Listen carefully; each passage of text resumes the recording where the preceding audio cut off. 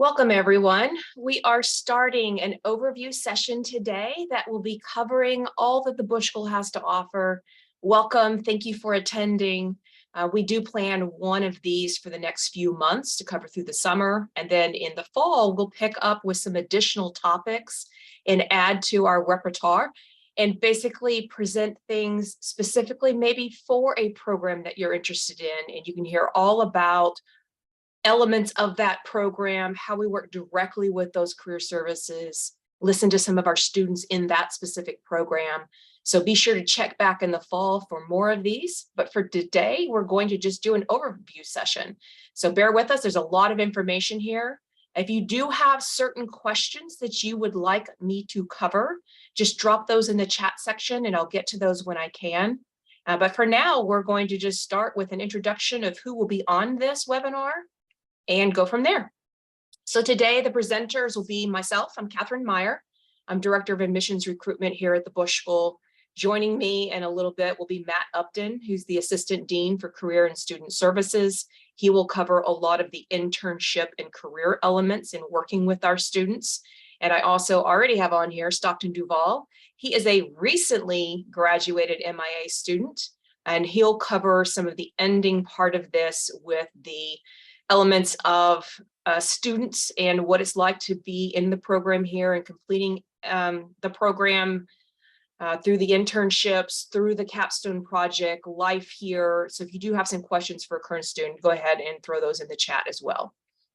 So the agenda today, I'll be covering our locations, both here in College Station. Briefly, I will mention about the DC, but they are a separate section on our website with their own staff.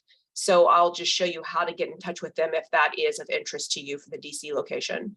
The academic offerings we have in both sites, the admissions process and the timeline, the degree costs, the school resources and what we offer our students to help get them the jobs that they desire, what those look like for those sectors and the career services, and then of course the student insight.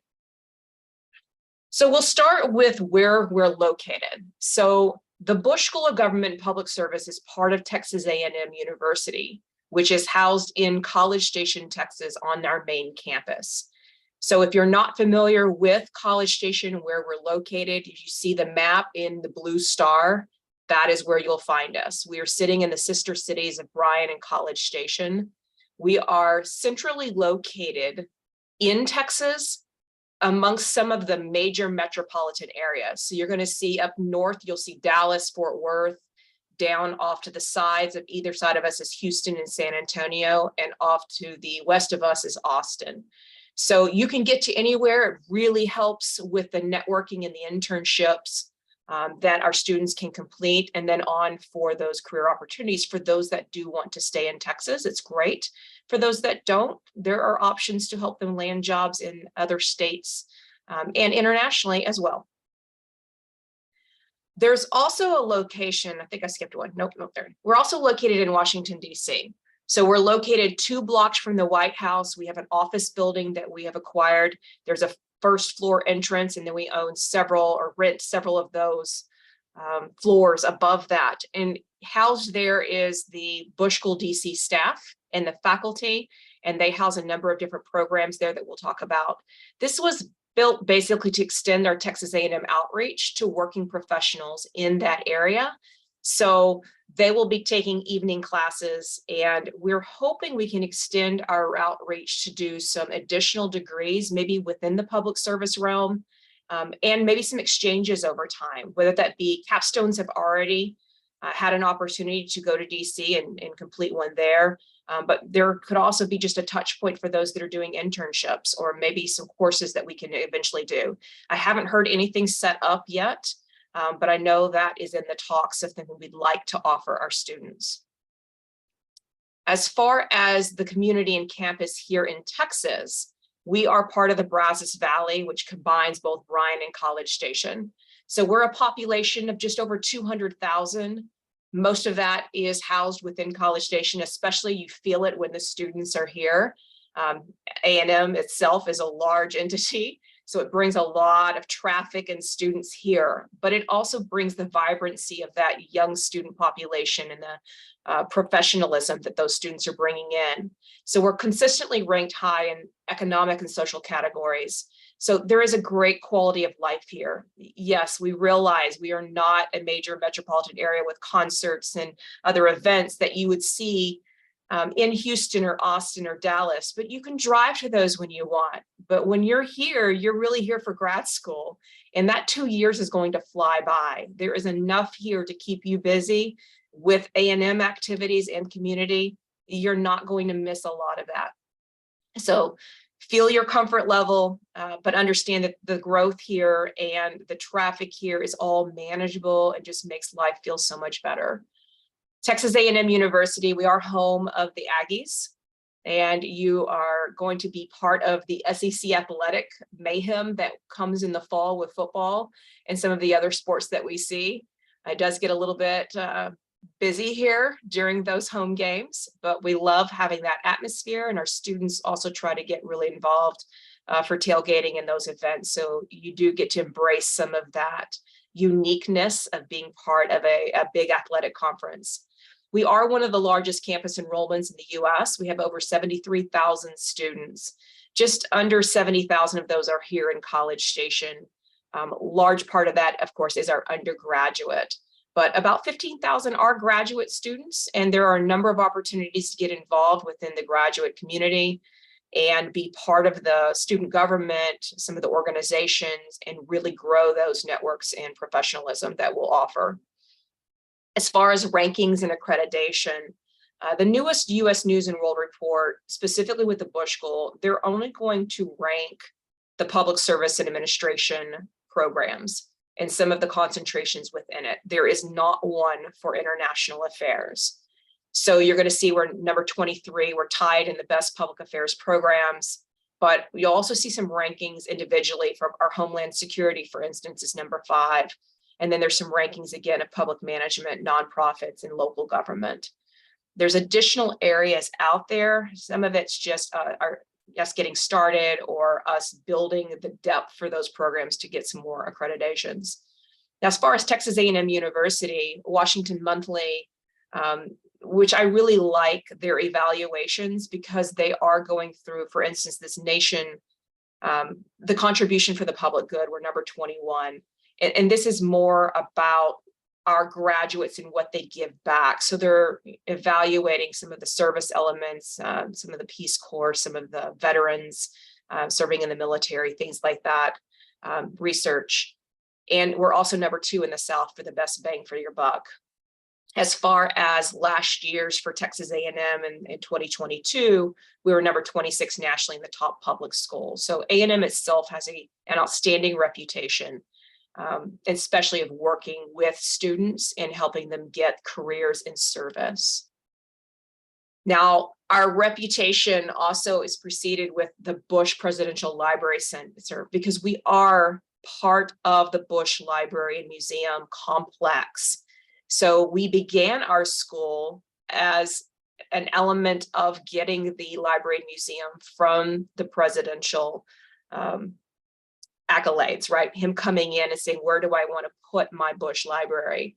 And so we started the school with that. So next door to us, we have the ability to have the Presidential Conference Center and the Bush Foundation right next to us. And they're hosting a number of different speaker events. They'll host conferences. We just enjoy having that facility and being able to go in and have those different viewpoints and those different topical elements that we can go in and combine with our education here. Now, the Allen Building is going to be off to your back right. So you can see it pointed there with the arrow, but we're home of the Bush School. In our building itself, we have both undergrad in international studies and in political science, and we also have our Bush School program with the political science who offers a PhD. And then in the front is going to be the Bush Library and Museum. You can see in the background the Texas A&M campus. So we have the proximity of being close to main campus. We can take advantage of theirs. There's a bus route that runs to us. But what we really enjoy is just kind of the peace and quiet and the professionalism of seeing our students come in and work with each other in developing whatever aspects they need with that, the faculty that are here. So I already mentioned this just briefly, but what is the Bush School of Government and Public Service? So we are now an undergraduate and a graduate school at Texas A&M University. We opened our door in 1997 as a graduate school only. Just this past year, we did now include undergraduate. Just for our master's alumni, we graduated roughly 2,700 students. So we're small compared to A&M's 500,000 plus students they've graduated, but we enjoy that. We kind of feel special and a gem in this really great program here at A&M. For 22-23, which is the last set of numbers I have, we enrolled about 84 MPSA students, 85 MIA, 3 MIA MPH, and roughly about 5 MIPs. Now those MIPs, we're enrolling for fall, spring, and summer. So sometimes I only get the fall numbers on here, but those are meant to be small. And then we also have our second years who are here, and then we have some executive Master of Public Service online students and those who are doing the certificates. All these students are coming in prepared for certain sectors, and we're preparing for careers. A large part, at least with international affairs, tends to be more federal government focused. But you're also seeing a large portion, particularly in the MPSA, in the state and local government. They're giving back to their communities at that local level, state level. Some are going back to the community and doing the nonprofits, or maybe spreading out globally and doing international NGOs. There's those that are going to go government contracting. Maybe they want to be in the private industry and go that route. But by and large, our push for public service is one of the uniqueness elements of these programs. And so our students are finding that 70 to 75% are heading into something with service-minded, giving back to others. And I'll give you some very specific employers in a few minutes on a slide. So the College Station degrees, the two flagship programs here, and the ones that we work the most with, are the Master of Public Service Administration and the Master of International Affairs. Now, these are both 2-year programs. They're both 48 credit hours.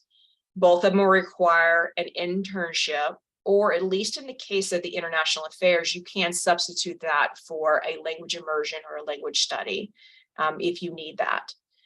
They also both require a capstone project where you're working for a client. For the MPSA, that's going to be a year-long capstone, both fall and spring. And in the MIA, that would only be for 1 semester. Additionally, for the Master of Public Service, once you come into this program, if you find a love for more of that research, particularly within the education and public health areas, you can continue on and apply for a PhD collaborative program that we have set up here. And those are with the Departments of Education and with the Department of Public Health. So those are all explained on our website, and it'll also give you the timeline of when you would apply for those. And I can put you in touch with the professors who work with those 2 areas if interested. If you decided that you even wanted to start ahead of time, maybe you've tried out a certificate, keep in mind that you can transfer up to 12 credit hours for one of our certificates. These are nonprofit management, homeland security, public management, and advanced international affairs. Now, here at this program, the Master of Public Service Administration also has an online version, which I'll cover in just a second. But having that online version also means we have some flexibility in how we offer classes.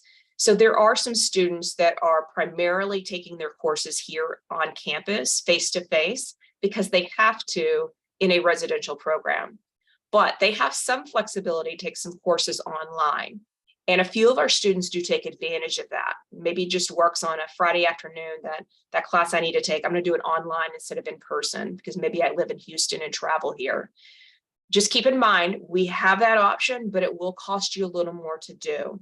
So any course that's taken online is going to be an additional $1,500. So not a lot of students do it because it's not as cost effective, but for those that desire that flexibility and maybe they're working while they're getting their master's degree, that could work for them. Now, the Master of International Affairs, there is an additional requirement that you guys will have to pass a foreign language test to graduate. That's only if you're a native English speaker. If you come in as an international student already speaking a foreign language, maybe you have French and German is what you grew up speaking, then English is already your second language, so you're covered. That'll be waived for you.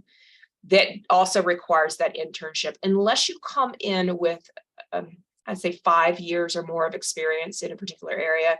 Those with military also, we can sometimes talk and figure out if that experience to the military would also count for that internship credit. But otherwise, you're doing that between your first and second year. Or, as I mentioned, you may want to work on your language because you will have to pass that foreign language exam and you may not be ready for it yet. In that case, you may want to go spend your summer working on your foreign language, either in a program here in the US or going abroad and immersing yourself for around those 10 weeks. Again, they can also transfer up to 12 credit hours from the Certificate Advanced International Affairs or the Homeland Security. There may be some other options with nonprofit if you're doing international NGOs and so forth, but those are kind of more of an individual basis we could talk to you about. We also have 2 joint programs now. We're combination programs, I guess is the name for them, but they're the MIA and the Master of Public Health. It's a 3-year degree. It's 78 credit hours. You're applying to both departments. Both departments are making a decision on whether you're admitted. And if you are admitted to both of us, then you start with the public health for the first 42 hours. And that's 1.5 years of their courses. And then you come into the Bush School in the spring, and you would start 1.5 years of our courses. Now, we do consider you for funding, but you're only funded in the time that you're enrolled with us for the full load. So that spring, that fall, and that final spring before you graduate. We're doing something very similar to the Master of Science in Economics. This one we're working on this summer to get some of the wording correct. This is a new 3-year degree. I haven't figured out between 66 and 78 total credit hours, how many of those actually you need to graduate. So I just left it general until I get that nailed down. But you are earning both degrees. You are applying to both departments, and you can start with either of us. So some are starting here and then they'll go to econ after, and vice versa. Again, the Bush School funding only applies while you're within ours. You can talk to the public health, you can talk to economics and find out what kind of funding they offer. But it's a pretty laid out program, and we'll work with you every step of the way when you're ready to apply for those. Another College Station degree is the Master of International Policy. This is a 1-year, it's our only 1-year program. It's 30 credit hours. This one was set up primarily to get the military students in and out. There is no funding for it. So it doesn't necessarily work well for international students who really desire additional funding or they really need that out-of-state waiver to help make this affordable. But this Master of International Policy degree requires 4 years of professional international experience. So we're not looking for you to piece together your study abroad in some other pieces where you might have gone, I guess, for Peace Corps or others. It's for substantial, hey, did you work or were you posted there for a couple of years within the military? And we try to be generous where we can, but it's got to be pretty close for this 4 years of professional experience. We do take applications fall, spring, and summer, and you can take up to 6 hours online, but it's the same as I mentioned earlier. It is another $1,500 per course to do it. There is no internship. There is no capstone project you have to complete, and you don't have to have the foreign language completion like the MIA does. And as I mentioned, there is no aid. So this is a small program, and it was meant to be that way. Now, for our Washington, D.C. location, they are also offering that 1-year degree, that Master of International Policy. Very similar. It's 1 to 3 years, depending on someone's work schedule. It's intended to be 1 year, but if they're working, they're going to stretch it out. So 30 credit hours to complete it. They are also requiring 4 years of professional international experience. They'll be taking primarily night courses. The applications are accepted year-round, fall, spring, and summer entry. And same thing, no internship, capstone, foreign language, or aid is given for it. Now, the sister program to that is the longer version. Their Master of National Security and Intelligence, the NSI, is going to be similar to our MIA. It's a 2-year, it's a little bit shorter, it's 42 credit hour degrees, also made for working professionals. So it may be longer than a 2-year degree. They're primarily night courses. You are required to pass a foreign language test to graduate. You are required to complete an internship, or they'll give you credit for whatever job you're working. You can work with them for that. And you've got an opportunity for a language immersion and study. And it does have a semester capstone course working for a client, just like our MIA does. And you get some say-so in which one you choose for that. And I'll talk about capstones in a few slides later. Now, the online degree is an Executive Master of Public Service and Administration, our EMPSA. This takes 2 to 3 years. It's 39 credit hours. They have tracks in Homeland Security, nonprofits, and public management. Here, it's a little more experience. You've got to have 5 years of full-time public service experience, and 3 of those have to be in mid to upper management roles. So you have to have been progressing in your career path. And it's made just to make sure that this makes sense for people to come in online and be able to complete that material. Otherwise, we'll tell people, why don't you look at the residential 2-year program? And if not, they just may have to wait a few years and keep working before they can qualify for it. They also have rolling applications for fall, spring, and summer. They do have a required capstone project working for a client as well. You can also transfer 12 credit hours from many of the certificates. And 100% of their courses are all online, excluding there's 2 separate 1-week residencies where the students will come here and meet for that week in person with the faculty. And they're going to get to know some of their cohort better, people they've been maybe doing chats with online through their courses. And now they're going to meet them in person. Just gives it a really nice connection to Texas A&M and the program itself.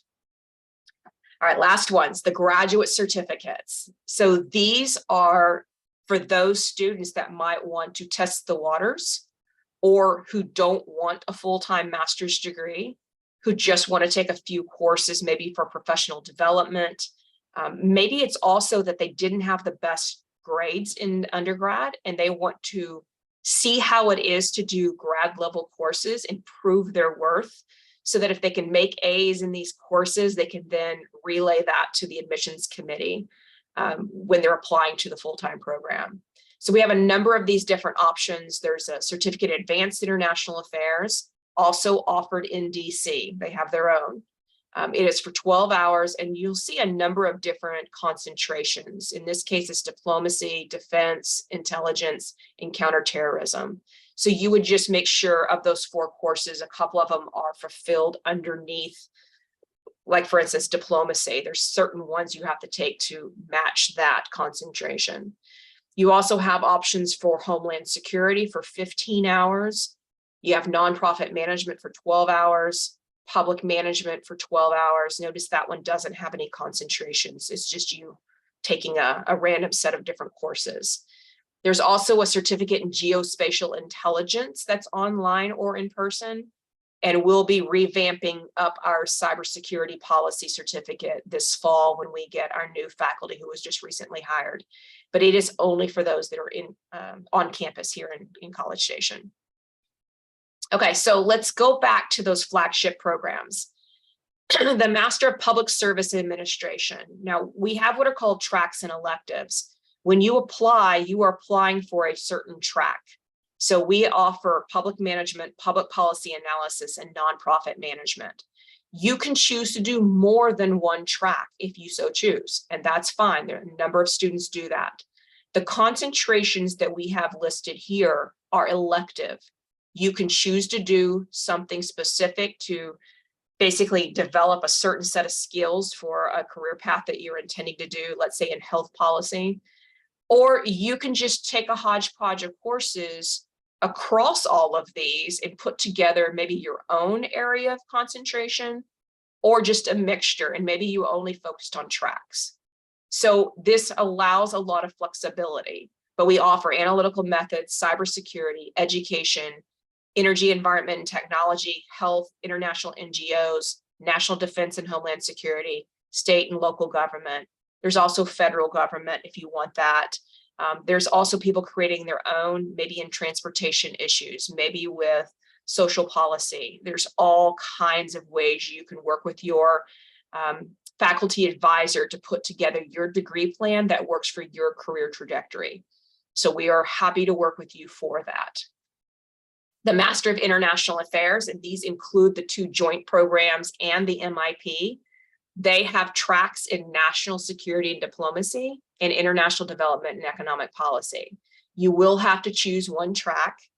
And then the concentrations, the reason they're color coordinated here is because one of your concentration has to be related to your track. So for instance, the national security and diplomacy, any of those concentrations in red or in the gold, which the gold ones are cross-listed. They're open for both the NSD, national security, or the international development, which is IDEP.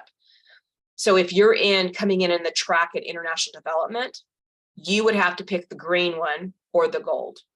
So one concentration is tied to your track. The second concentration can be any of them. And at this point, you can start adding in your regions. This is where you can do China, Indo-Pacific, the Europe, Latin America, Middle East. You can also put together your own region. So Stockton can talk about this in a little bit, but he did one that focused more on Africa. So keep in mind, flexibility exists for these programs. People may have related career paths, but they may not take the same kinds of concentrations, and they're certainly not going to have the same kind of degree plan because it depends on the kind of courses they're mixing together. And there are a dozen courses listed under some of these headings that you can choose from. So the degree features, it is that customization, right? You're building a degree plan that's relevant to your interest. There are 4 to 7 core courses, depending on the program, and you've got 9 to 12 electives. So you really are working with the faculty and the career services staff to get advising and kind of develop your specialties. What you are lacking, what do you need to fill in for those skills? The certificate option exists if you want it. Some do it before entry into the master's program. Some will apply for the certificates and earn both at the same time. So if you align 4 electives that correspond with one of our graduate certificates, you can gain that additional credential to highlight it. So someone who comes in and wants to do Homeland Security, and they take 4 of the Homeland Security and the concentration for the MPSA, they can also count that as the certificate. They've earned it if they applied for it before they took them all. So you can work with us in making sure that you get all those ducks in line and apply on time. But a max of those 12 credit hours is all you can count from a certificate towards those 2 degrees. And it's a max of 6 hours for the MIP from those certificates. There is a required internship. So you're applying the studies after your first year into a relevant internship. Now you're working with our career services staff or your own connections or your faculty connections. But we'll work with you to make sure it fits the parameters of the 10 weeks and so forth. And it can be either domestic or international based. MIA students, as mentioned earlier, you have the option of a language immersion instead if you want. And then the team-based capstone project, you're working with your classmates on a project that you'll have some say-so in which one you want. So I'll cover that in a second. And then you're reporting that comprehensive study back to the client when they're ready for this. So this is a little bit of examples here. These clients range from government agencies to nonprofits and private corporations. But the faculty have gone out and found these clients. And then they've also discussed with them, what do you want our students to do consulting work for you? And they'll come up with a general idea and present those out to the students the semester before they need to sign up for. And then they're going to rank order their priorities. That one's education issues. Well, that one's dear to my heart. That's my number 1. I'm going to do a nonprofit as my number 2 and something else is my number 3. And then the staff are then going to place you into a capstone. These capstones you can see just from the example here, they range anywhere from 5 to 8 or 9 students per capstone project. So you will find it stressful at times, but it is a great accumulation of using the work that you have learned here and putting into practice for a client. So hopefully you've been able to read some of these, but there's federal, state, local, nonprofits, and private, all kinds of different names. And you're going to see some of these same entities are also the ones who are hiring our students. So I'll list those in a few minutes too. Now, as far as an application requirements, we primarily admit most of our students in the fall for a August start. So we work a year out. So our MPSA, MIA, and MIA combined degrees are going to have a priority deadline in December.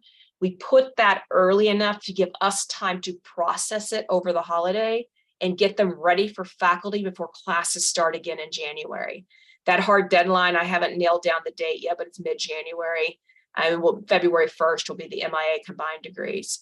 The required pieces are standard. It's an online application and fee, transcripts, 3 recommendations, a resume, a statement of purpose. If you're in the MIA, an international experience essay, which can include living abroad, languages, classes you've taken, all kinds of array of information. And if you're an international applicant, an English proficiency proof, just to know that you can do the work here in English. And then we are now GRE optional for both programs. So both MIA combined and the MIA and the MPSA had already gone optional. Now, if you have a GPA below a 3.2 out of a 4.0, we encourage that GRE, but not everyone's going to do it. It is optional. It is up to you. And if you think you're a good test taker, or you really just want to try the test, see if it gives you any advantages, just realize it's around $200, but it can sometimes be a strength that faculty like to compare to a lower GPA. So keep that in mind. Now, I also realize that we list GMAT as an option. GMAT is not taken as much for our programs because it is primarily a business school. So we don't have as much familiarity of what average scores look like and what they mean for the GMAT. So we definitely prefer the GRE of the 2 options, but we can take GMAT. We just cannot take LSAT because that's not offered here on the main campus. With our law school being in Fort Worth, it just doesn't work. So no LSAT for that, just the GRE. Now, for the MIP degree, the fall deadline, you've got April, spring is October 15th, and the summer is in March 15th. So you got 3 different times to apply for it. Same application pieces, except you only need 2 recommendations. And for the MIA, you don't have to do the international experience for the MIP.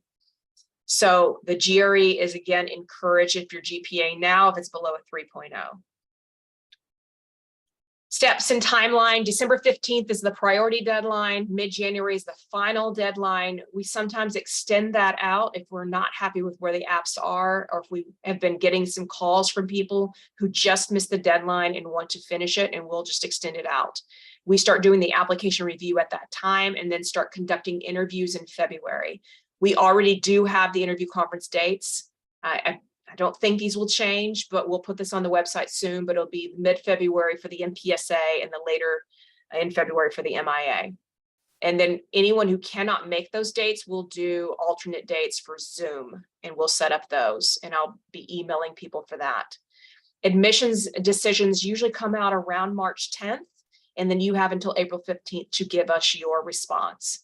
And that gives time for all the different schools you've applied to let you know if you're admitted and how much funding you had. You can find all this information on the admissions section of our website, and then just go to the degree that you're interested in applying to. All right, last little bit from me, and then I'm going to pass this off to Matt. You've got a Premier Education. So just to kind of show you what that class looked like, I'm still working on the incoming class for 2023. So I've posted last year's fall class, 2022. GPA was a 3.6 versus a 3.56 for the MIA. Average GREs, again, they don't mean much because not as many people are supplying them. Average age is somewhere around that 24 for both programs. I think MIA just barely trickled under this year. Usually we're about half and half for men and women. You can see 48% women in the MPSA last year, 42 for MIA. Students of color were in the 30% these years. International students are a lot lower. In that case, it's 12% international for MPSA and it's only 6% for MIA. And a part of that is funding, right? We just don't have full rides for international students. And then as far as the non-resident enrollment, it was 29% for MPSA and 34% for the MIA. Work experience, roughly 0 to 2 years, is about 60% of our makeup. And then it's about 20% for the other 2 to 5 or 5+. Basically, we're giving out money based on merit with experience and fit, and I'll have that on the next slide. But we're looking for a small school environment. We're hoping that's what you are too. It's about 80 to 90 students per department. You're sitting in a class that a lot of times is along a big table where everyone's circled around it, and you're engaged with your faculty member. You're not just listening to a lecture. You guys are discussing and talking and presenting. And that's going to be in a class that usually averages about 16. We max out most classes at 20 to 25 students. And then you're learning from both seasoned practitioners and the expert professors in their field. So those that have been out doing the work are a mix of also those that have been researching these fields for years. So great opportunity for this. And then as far as the cost goes, because this is important for everyone, remember, this does not pertain to the MIP because they do not offer scholarships. This is the MPSA and MIA. 100% of our incoming students are going to be given scholarships. You have to be full-time in order to qualify. If you drop to part-time, that money goes off the table. So that's 9 hours or more to be full-time. And you're going to get somewhere between $1,000 per year up to $29,000 per year. Majority of our students receive $3,000 or $5,000. If you have better qualifications or better interview statistics with the faculty review through that admissions process, you might be lucky and get a $10,000 or a $15,000 or a $20,000, but they're hard to get, and there's very few of them. So the reality is most of our students are going to get a $3,000 or a $5,000. What that also gives you is a non-resident tuition waiver. So if you are from outside of the state of Texas, that non-resident tuition waiver is worth about $12,700. So you are knocked right back down to Texas costs.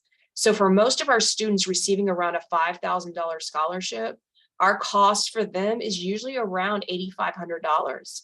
So if they can get loans, if they can work on campus, if they can keep some savings available, then this is a very affordable program. But it is not a full ride. It is not a free. Those are just, they're not a lot of them, right? So it's hard to get your hopes up for that. We also offer graduate assistantships. And some schools do that in year 1. We only do it in year 2, at least for now. So these graduate assistantships is a way to replace your first year scholarship. So let's say you came in at $3,000, but you then get a graduate assistantship to work in research or a non-teaching. For me, for instance, I've gotten one that works for me as a non-teaching grant. In that case, they're making now $20,000 in year 2. So that just replaces your first year funding if you're one of the few that gets to do that. There's probably about a dozen of these available per department. So out of a class of 90, only about 12 to 15 maybe will get some of these. And then you also have an additional opportunity for funding for an internship scholarship if you ended up securing an internship that doesn't have any funding with it. And there's some ties to that Matt can talk about later, but that's with workshop attendance. But overall, our cost is about $13,500 a year for Texas rates. If you're from out of state, you're going to get that non-resident waiver that's going to put that cost close to this again. Cost of living is about $21,000 a year here in Bryan-College Station. If you're an MIP student, your cost is about $16,800 at Texas rates and about $32,700 for non-residents. And that's the full price because there's no scholarship to knock that down. DC costs, if you're looking to attend there, I do not know what their funding is because they're a separate entity than us, and I don't work with their financial aid. But DC costs are $3,900 per class, regardless of the residency. So it doesn't matter if you're from DC or outside. It'll just be about $4,000 per class you're taking. And you can reach out to them and I've got their information on one of the last slides. So I talked a lot. I'm going to pass this on. Matt Upton, Student Enhancement. If you're going to cover these for a few minutes and then roll that into Career Services, that would be great. Great. Thanks so much, Catherine. We'll welcome everyone who's on today. I'll go through some of our student programming and then talk to you about career advising as well. And I know Catherine's alluded to some of that, and so we'll talk through that today.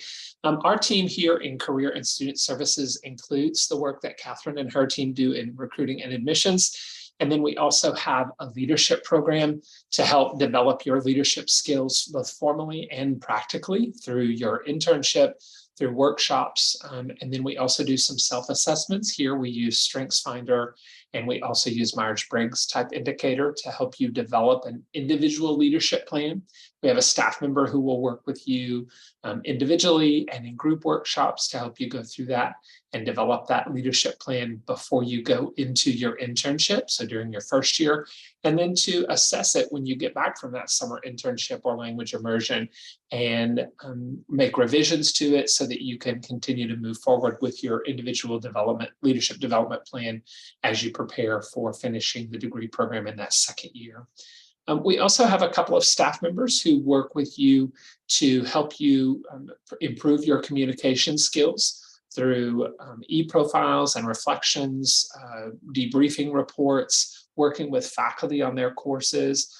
They do offer a 0 credit writing course that you can also participate in, and a Dean's Medal of Excellence program where you create an electronic portfolio of your writing examples that you can then share with prospective employers and use for professional development. So it's a great way to be able to really enhance and refine your writing skills.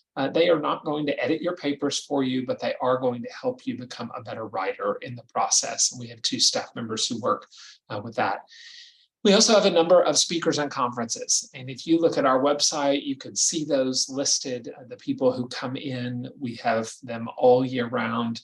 A number of people. We had this last spring. We had both the director of the CIA and the director of the FBI here on campus. We had a city and county governance symposium where we invited in a number of city managers and city staff members, and also a mayor and some others, just to talk about the employment opportunities within local government. The Center for Nonprofits and Philanthropy hosts a number of opportunities, workshops, and resources for students interested in nonprofit work. And you'll see our research institutes often host a number of well-known researchers, a number of distinguished guests to come in and speak to our students. And those are all opportunities you'll have access to. And then we have a world-class library system here at Texas A&M University. And so that's something that you'll have access to as you go throughout your time here. You'll also have access next door to the Presidential Library, the Bush Presidential Library, to his archives for some of the projects that you might be working on in your classes. So plenty of opportunities for you to engage. We also have international travel opportunities. We have some study abroad trips typically in May. We have had some in December, late December, early January as well, although we haven't had those the past couple of years as we've walked through the pandemic. But we are looking to see when we can engage in some additional opportunities. We've sent students to Israel, Germany, Italy, Egypt, and China, to name a few. We've also had some students who've gone down to Mexico. Obviously, we always watch to make sure that student safety is paramount and taken care of, but to work on capstone projects down in Latin America. And Dr. Raymond Robertson with our Mosbacher Institute has a number of Latin American ties. And so he's always looking for opportunities to take students to those places as well. We do have some reciprocal exchange programs that we have in existence. Again, some of these have been slow to come back from the pandemic, but if they're of interest to you, we'll definitely can provide you information. And then Catherine's already talked to you about the capstone project that is required in both of our master's degree programs. There are often opportunities to travel both domestically and internationally for those capstone presentations. And so it's a great opportunity to do that. In our international affairs program, you are required, as Catherine's already stated, to complete a language proficiency exam during your time here through the American Council on the Teaching of Foreign Languages. Some of our students come in and they're ready to take that exam right away. They've been using the language, they're fluent, or they've just come back from an international experience before they start their graduate program.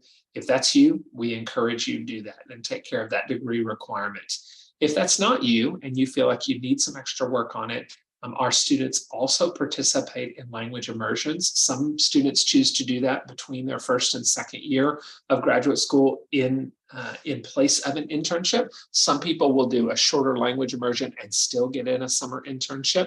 And then other students will choose to do that over maybe a 2-week period, 10 to 14 days over the winter break, or sometime, and that can be done either in their first or their second year.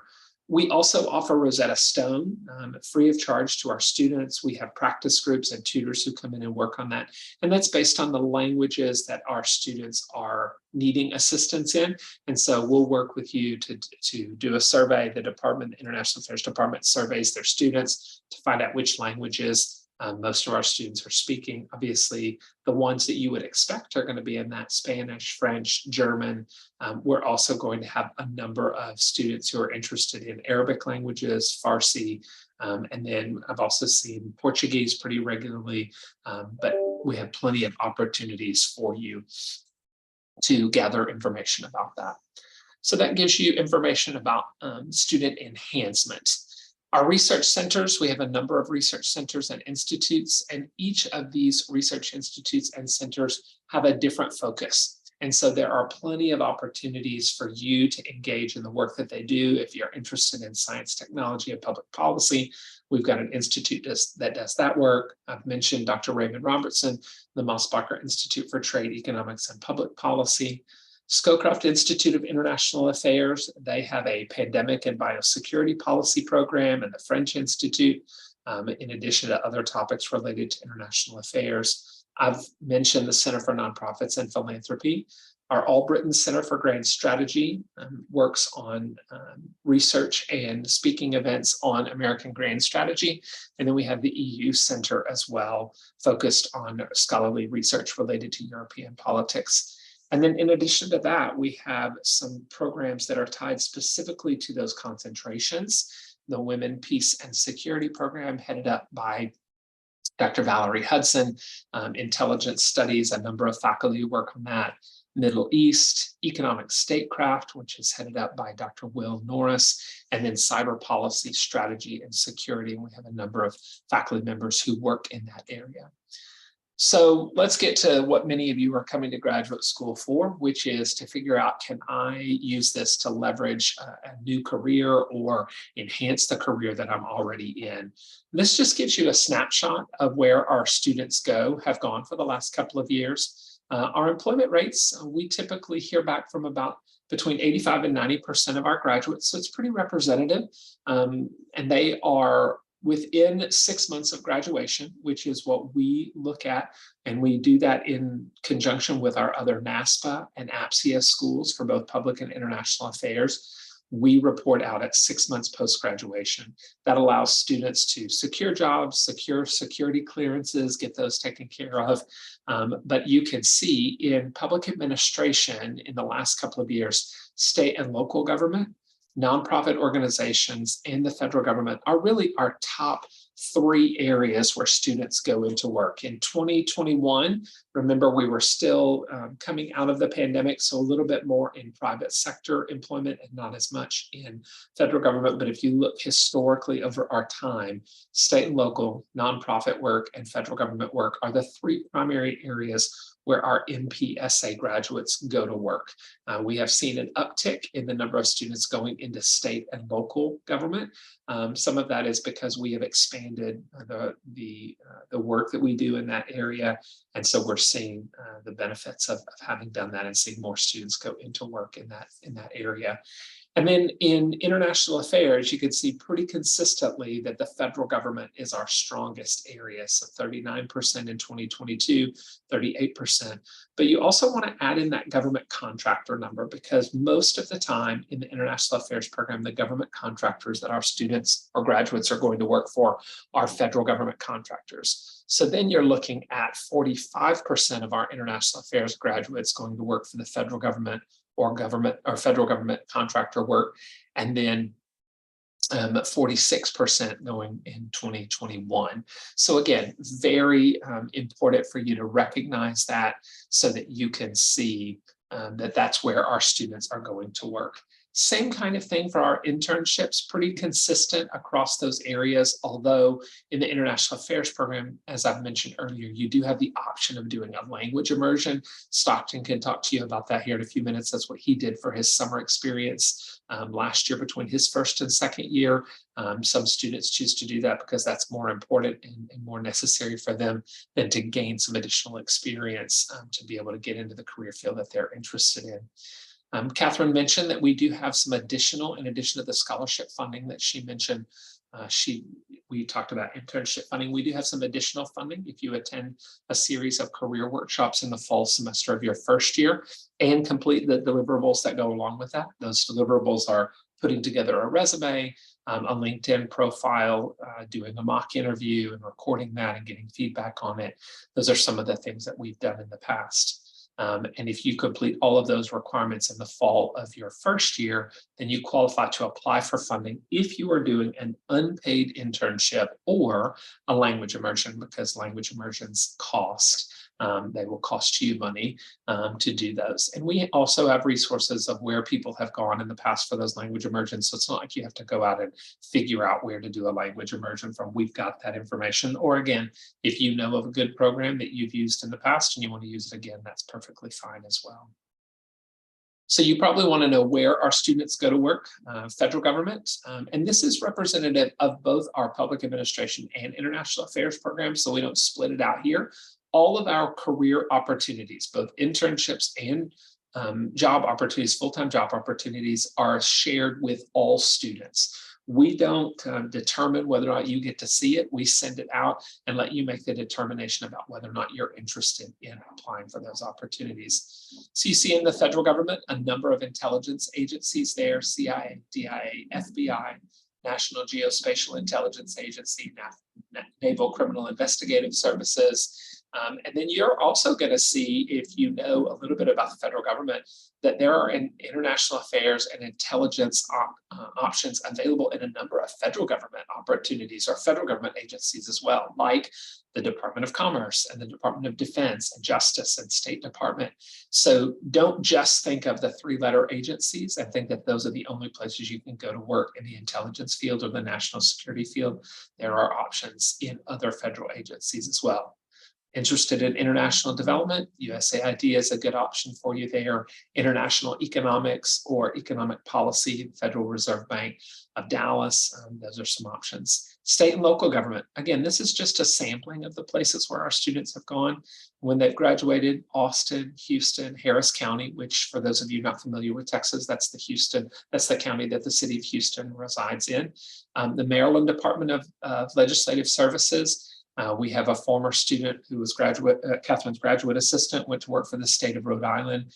He has recently relocated back to Ohio, where he's from. He's working for the state of Ohio now, state of Utah, Texas Legislature, Texas A&M Transportation Institute, which is part of the Texas A&M system, which is a statewide system, and the Wyoming Department of Environmental Quality. Nonprofits, some of the big ones, you're going to be familiar with those, places like American Cancer Society. Children at Risk is a Texas-based organization. Foundation Communities, Greater Texas Foundation. We list Brazos Valley Food Bank here, but we've also had graduates go to work for the Austin Food Bank, Houston Food Bank. Habitat for Humanity, both here locally and in other places across the state and the nation. Hope for New York is a New York City-based organization. Samaritan's Purse, an international development nonprofit NGO organization. Teach for America, United Way, St. Jude's Children's Research Hospital. Children's Miracle Network is another one that comes to mind. And then private sector, we do have students working for Accenture and Bank of America. Booz Allen Hamilton is a government contractor. BP, British Petroleum down in Houston. Chemonics is an international development contractor, USAID contractor specifically. Microsoft, MD Anderson Cancer Center, and then the RAND Corporation, just to name a few of the places that our students have gone to work. There are opportunities for involvement, and I think this is where I pass it along to Stockton for him to talk about student opportunities. But I'm here if you have any questions. Now would be a good time if you have questions about the job search or where our students go. I'm happy to answer any of those questions. You can throw them in the chat. Thanks, Dr. Upton. I know that we've got just a little bit of time left, so I'll kind of go through these real quick. But the nice thing about the Bush School is there's a lot of places to get involved on main campus, but we kind of have our own involvement outside of kind of main campus and really just at the Bush School. And so these are just a couple of the different organizations that we work with. So Public Service Organization largely does volunteer events. Student Government Association, there's of course main campus SGA, but we have Bush School SGA, which works with administration on different initiatives, and then kind of has all those different committees there. Then of course our language groups are led by students, and so that's headed up with the Foreign Language and Cultural Society. For those that are looking at doing international affairs and policy work, both the AHS and John Quincy Adams Society are great organizations that do book clubs and little things like that. And then Ambassadors Council, which I actually got to lead this past year, works largely with any speakers that the university brings in, or donors and different friends of the Bush School that we get to work with. And so that's pretty much everything there. And Catherine, are you taking this, or? Stockton, go ahead and cover this one too, and then we'll take some questions. Okay, yeah. So kind of wrapping this up, kind of a few of the things we've gone over today. One of the biggest things that sets the Bush School apart is really the practitioner focus. And so most of your classes, or about half and half, are going to be practitioners and then academics. So we have different organizations represented in our faculty, including DevEx, FBI, CIA, NSA, USAID, and plenty of others. And so that's really kind of one of the exciting parts of that. And then also our concentrations are very flexible. And so even if you saw a concentration that maybe you didn't see on here, or you didn't see one on here, then you can actually build your own, which is what I did with a couple of my different classes. And really you get to also take advantage of not just what's at the Bush School, but also what's available at the greater Texas A&M. So we have over 65,000 students on that campus. And so there's different offices that you can partner with or organizations to get involved with to kind of grow your network. And of course, as many of us know who just got our Aggie rings, the Aggie network is huge. And especially if you're looking at getting involved in government and nonprofit work, there are tons of Aggies out there that want to help you get you a job and get you some experience too. And so really ultimately, like, the Bush School has been a great experience, and it's definitely something that you want to consider and look at, because for especially the cost that it's offered at, it's unmatched.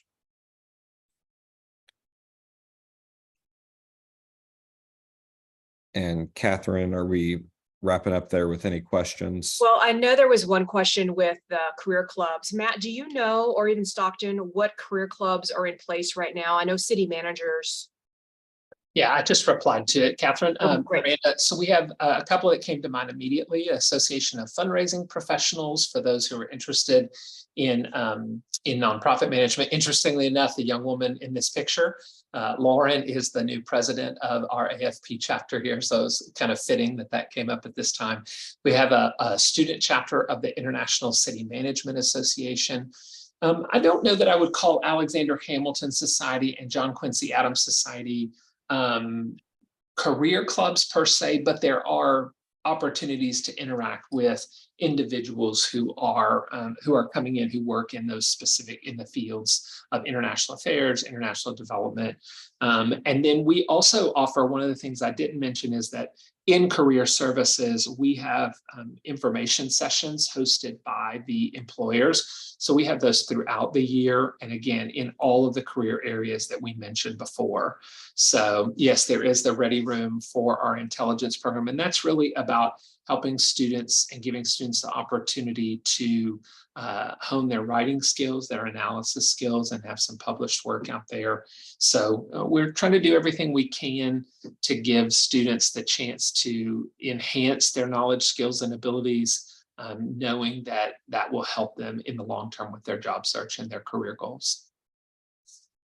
And the only other question I see up here about the outcomes about our applications, I had mentioned in the admissions section, applications that come in typically for a fall start, we will interview in February and give admissions decisions in March. If you are looking for one of those other degrees that has a rolling admission, it can be anywhere between a month or so after you've submitted it. It just depends on how busy we get in the office and can turn those around and get an evaluation of the file. So I hope that helps. I didn't see any other questions. I know we've hit our time at 1 o'clock. I want to be able to sign off. I have put up on the chat here thing, research us. You can look at bush.tmu.edu. There are helpful sections under the admissions section, the academic section, the student section has the career information and how to get involved. And then you can also contact the online EMPSA and certificate admissions by emailing them or calling them at that number there. And the DC MIP and NSI admissions, Jackie would be happy to help you with the Bush School DC email. So thank you guys for your time today. We will host a similar overviews for the next few months. And then, like I said, we are going to develop some others that just cover career services, that just cover funding at the grad level. All of those will be available into the fall. So appreciate your time. I think there was one more. See if I have any more other questions. Nope, that's it so far. So thank you guys. We're going to sign off now. Appreciate you. Have a great day.